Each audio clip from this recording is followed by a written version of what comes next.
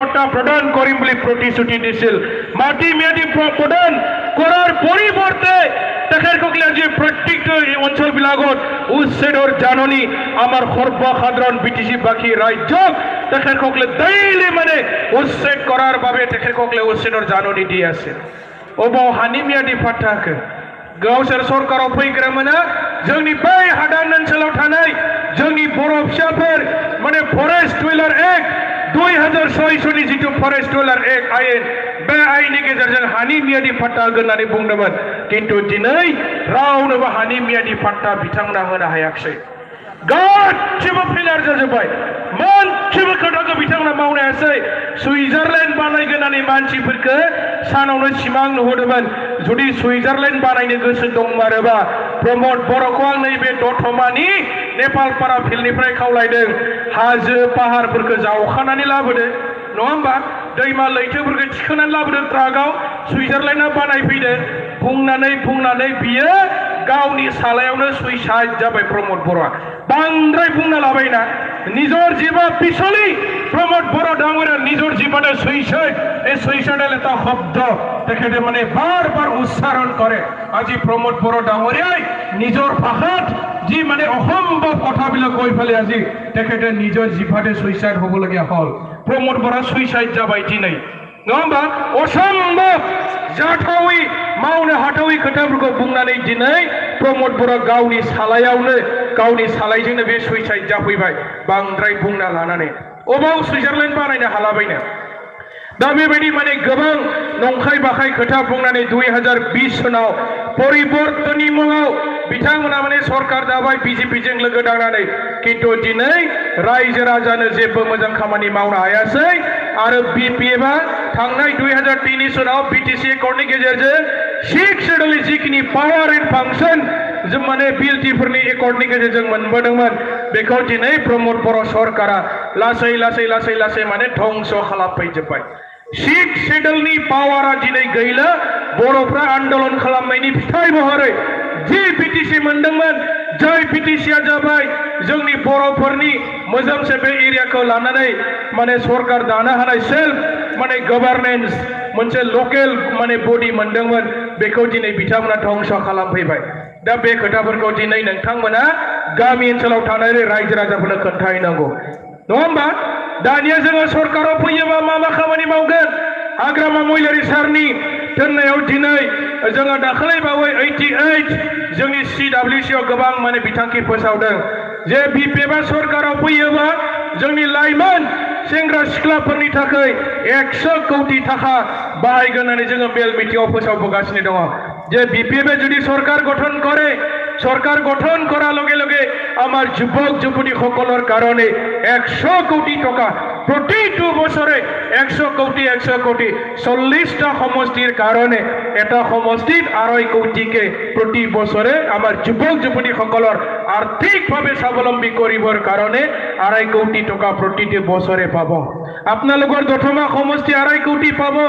प्रत्येक বছরে আরো যদি প্রয়োজন বলে অনুভব করে তেনে হল 2.5 কোটি টাকাটো বৃদ্ধি করা হবে বাড়াইনাनैसो होबावनाय जागोन आरो बे थाखाखौ जोंनि लाइमोन सेंग्रा सिख्लाफोरा बोरै मोननो हागोन हमनानै लादो माखासे एग्जाम्पल होनोसै जायफोर जोंनि बेकार सेंग्रा सिख्लाफोर दङ जायफोरा दिनै मोसौ गायनि माने गाइखेरनि थाखाय जार्सि गायनि माने फार्म बानायगासिनो दङ बोरमानि फार्म बानायगासिनो दङ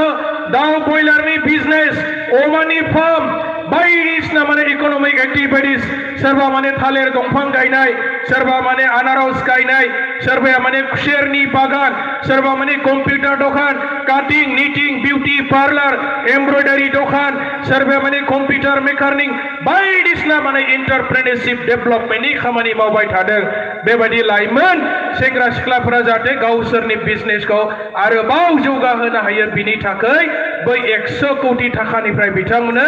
2 लाख होनाय जायो ना 3 लाख होनाय जायो ना 5 लाखसिम होनाय जायो बेखौ मोनसे एस्टिमेट बाजेट बानायनायनि गेजेरजों डाइरेक्ट बिपिएफनि सरकारनिफ्राय जोंनि इयुथ्सफोरनो होनाय जागोन मोजां जागोन ना जाया बे खामानिया बेयो बेंकनि लन नङा दै बेंकनि लन नङा डाइरेक्ट सिलेक्शन खालामनानै बिपिएफनिफ्रायनो माने बेखौ सरकारनिफ्रायनो डाइरेक्ट थोंजोङै माने बेबायदि थाखाखौ होनाय जागोन जोंनि लाइमोन सेंग्रा सिख्लाफोरनि थाखाय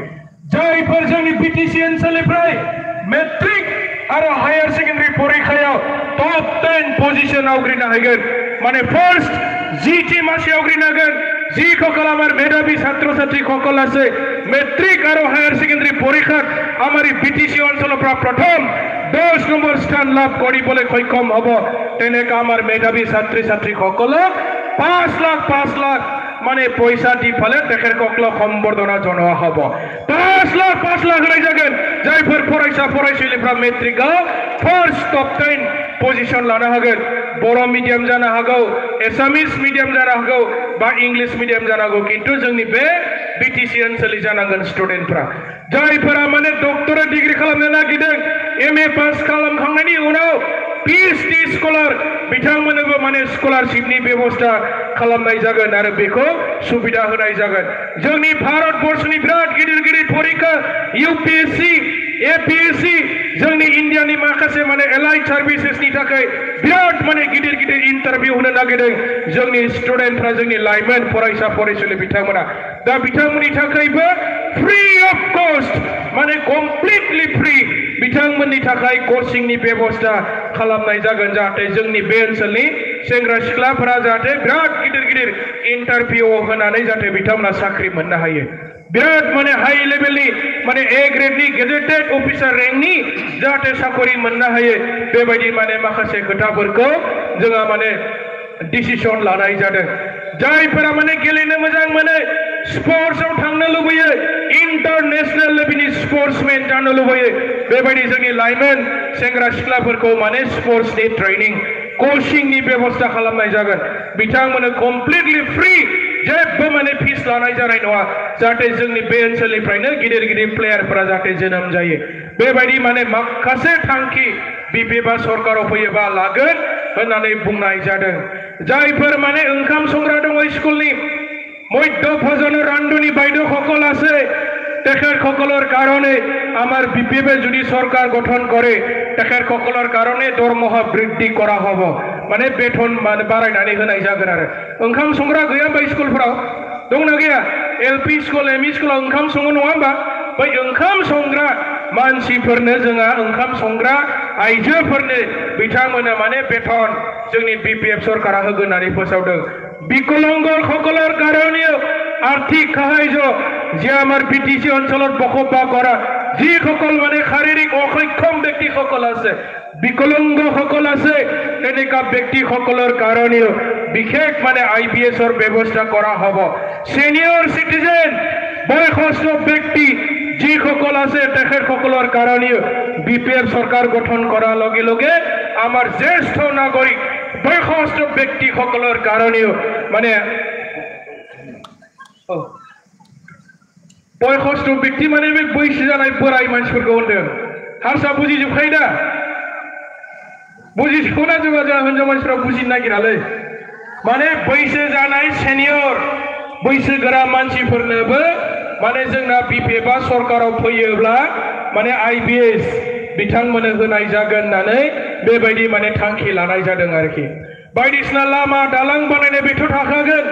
बायदिसिना स्कुल लुनाय थाखागोन बेनि अनगायैबो बिपिएफआ सरकाराव फैयोबा जों मा खामानि मावगोन बे खोथाफोरखौ माने बुंनाय जादों महिलाफोरनि आइजोफोरनि थाखाय प्रत्येक बोसोराव माने 40 कोटी थाखा दहाय जोंना उइमेननि आफादगिरि सुप्रिया बायदेउ बुंलांखाबाय नङा होमबा 40 कोटी मोनसे समस्थियावहाय 1 कोटी एक बोसोराव जुदि नांगौ जायोब्ला नेक्स्ट बोसोराव आरोबाव बे थाखाखौ बारायनानै होनाय जागोन दा बेनिखायनो जोंहा माने बेबायदि गोबां आसनिफोरखौ जोङो लादों समनि आंखाल बिपिएफआ थानाय समावनो नोंथांमोननि बेहाय जनता कलेज नैबे बिल्डिंफोरखौ रबिराम नार्जारी सारा एमएलए थानाय समाव बानायदों नैबे सेरफांगुरिनिफ्राय मैनागुरि थांनाय जि फाखा लामा बेयो बिपिएफनि समावसो लुनाय बेखौ इउपिपिएल समाव लुनाय नङा बेयो नङा होमबा बै पावार स्टेशन कारेन्टनि जिथु माने माबा दङ जोंहा हाउस मोनसे पावार स्टेशन दङ বিপিএফৰ দিনতে নিৰ্মাণ কৰা এই মডেল হস্পিটালখন বিপিএফৰ দিনতে নিৰ্মাণ কৰা ইউপিপিএলে কৰা নাই আজি ইউপিপিএলে নিৰ্মাণ কৰা আমি দতমা সমষ্টিত কোনো ধৰণৰ উন্নয়নৰ নমুনা আমি দেখিবলৈ পোৱা নাই ইউপিপিএল একো নাই ডায়লগ মারি কথা কয় বিগত 5টা বছর সম্পূর্ণ করিলে তেখেতসকলে আর নতুন কাম স্যাংশন করিব নোৱাৰে ইউপিপিএল দলে চাকরিबो होनानै सम गैला गोदानै लामा दालां सेंसन खालामनानैबो सम गैला इउपिपिएल फैयै फैयै सरकारा जोबफैबाय बिथांमोननि भिसिडिसि चेयारमेनखौ वार्निं होदो बै आयेनआ गोख्रै लुनानै कमप्लिट खालामदो नोंसोरनि सरकारा जोबबाय टाइम गैला गोख्रै आयेनफोरखौ लुनानै कमप्लिट खालाम नङाबा अफिसाव थाना जों कमप्लेन होनोसै भिसिडिसि चेयारमेनफोरखौ वार्निं होजोबदो ओइबाराव क'क्राझाराव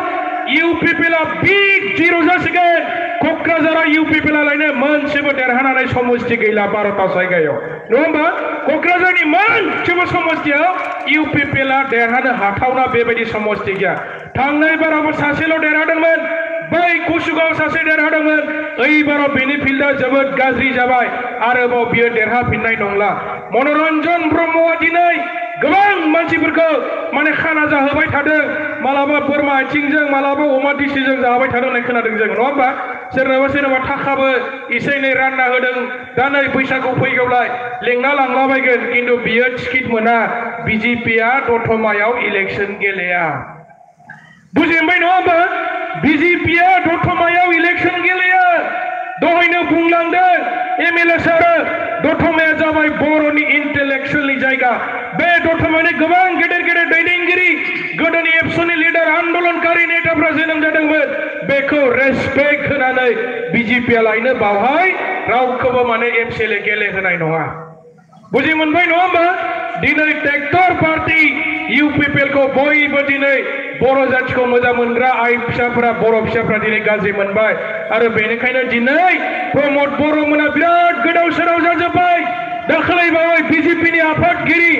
আমার বিজেপি রাজ্যিক সভাপতি দিলীপ শইকীয়া ডাঙৰে আনুষ্ঠানিকভাৱে তেখেতে ঘোষণা কৰি দিলে আগত বিটিসি কাউন্সিলৰ নিৰ্বাচন বিজেপিয়ে মানে অকলে প্ৰতিদ্বন্দ্বিতা কৰিব তেখেতসকলে ইউপিপিএলক সহায় নকৰে जेब्ला माने बिजेपिया इउपिपिएलखौ सहाय खालामा थाखा फैसा हरा इउपिपिएलआ मालाबाबो हारसिङै इलेक्शन देरहानो हाया बिराद सिन्था जाबाय इउपिपिएलनि दैदेनगिरिफ्रा आरो जोंनिफ्राय खारलांनाय सानैसो लिडारफ्रा लायनो बिराद बुंगासिनो दङ मानोबासो फैफ्लांबाय इउपिपिएलआव बिराद गिदिर माने भुल जाबाय बिजेपिया इउपिपिएलखौ सहाय खालामगोन होननानै जोङो सानदोंमोन किन्तु दाख्लै बावै बिजेपिया डिक्लेयार होनाय लगे लगे बिथांमोना माने सौथुना गोग्लैनाय बायदि जाबाय इउपिपिएलआ मालाबाबो सरकार दाला आरो बिजेपिया बिथांमोनखौ फैबाय थानाय इलेक्शनाव थाखा फैसा माबा माबि जेबो सहाय खालामला आरो बेनिखायनो दिनै इउपिपिएलआ दिनै हारसिं जाबाय बर'आ मालाय गावसोरनो गोसो जानानै जोंखौ माने सहाय खालामनो नागिरदों बेखौ नुनानै प्रमद बर'आ रायगासिनो दङ बै दाखालिबो राजु नार्जारिमोना रायबाय थादों मालाय गावसोरनो गोसो जानानै सहाय खालामनो नागिरदों अबावबा 300 400 500 5000 2000 3000 सिम बिथांमोननि भट दङ जायफ्रा जोंखौ गोसो जानानै सहाय खालामनो नागिरदों जोंनिफ्राय बिथांमोनखौ नाङा होननानै दासिमबो बुंनाय जायाखै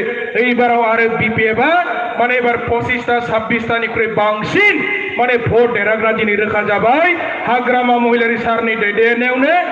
बिपिएफनि मोनसे सरकारा थाबनो खम दिननि गेजेराव फैगासिनो दङ ओंखायनो बयबो प्राइमारि लेभेलनि बुथ लेभेलनि वार्कारफ्रा गोसो होनानै खामानि माव बयबो रिक्स ला बयबो दायित्व ला गावबा गाव फेमिलियाव जुदि माने सोरबा इउपिपिएलआव थांनाय दङबा सोरबा बिजेपिआव थांनाय दङबा बेखौ बुजाय आरो बयखौबो माने ज' बिपिएफआव थानानैनो खामानि मावनो खावलाय बिपिएफआवसो माने राजनितिया माने भबिष्यत दं इउपिपिएलआव भबिष्यत गैला सरकाराबो जोबफैखाबाय जोंनिफ्राय थांनाय गोबां दैदेनगिरिफ्रा फैफिननो थाखाय जुगाजुगसो खालामगासिनो दङ आङो गोलाव बाथ्रा बुंला बेखिनिखौनो बुंबाय आरो मालाबा जोंबो सम मोनोबा प्राइमारि लेभेलावबो हाबगोन रायजो राजाफोरजों सावरायगोन गोबां खोथा जोङो सावरायगोन आरो नोंथांमोननि दतमाखौ जोङो माने बिराद बुरजा भट मोनगोन होननानै आसा फारिबाय आरो जोंहा गासिबो प्राइमारिनि आरो बुथ लेभेलनि वार्कारफ्रा जाहाथे बयबो गोसो होनानै खामानि मावो